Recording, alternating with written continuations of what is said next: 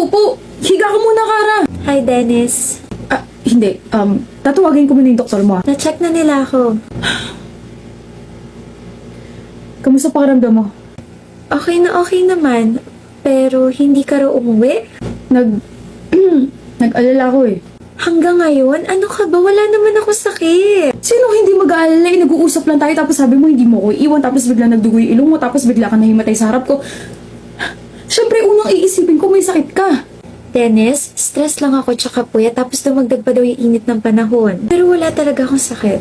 I'm so sorry if nag-alala ka. Okay. Kalmado na ako. Nga pala, I tried to call your parents kasi nagpatulong ako sa school for that. Kaso, Wala sumagot ng tawag, right? yeah. My parents are separated and both of them are busy sa mga kanya-kanya nilang families. I think nakalimutan nila na yung unika iha nila is buhay pa. I mean, nagbibigay naman sila ng allowance pero yun na yun.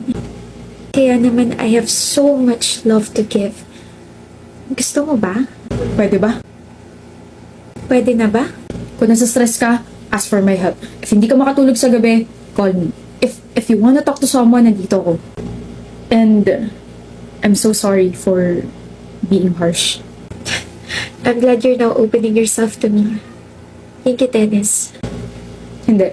Thank you, Kara, for breaking my walls. Hello, Kara? Sabi mo kapag stress ako, hingi lang ako ng tulong sa'yo, di ba? Nasaan ka?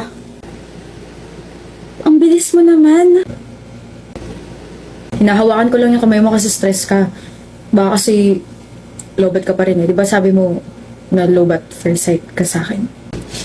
Ano problema? Sabay-sabay lang yung projects, yung assignments, and sa family. Gusto mong pag-usapan? Hindi na okay na to. Cha-charge na ako gamit yung kamay mo. Gusto mo kumain? Bulaga! May luga. Simula na naging komportable ka sa akin, lumalabas na yung tunay mong ugali. Hindi ba pwedeng gusto na kita kaya ganito ako sa'yo? Ako na yata yung nabulaga. Halika na nga, tinakit sa bahay niyo. And we're here. Thank you sa paghatid, Dennis. May nakakalimutan ka yata, Kara. Kiss sa pisngi. Ingot yung bag mo. Good night. Good night. Kara,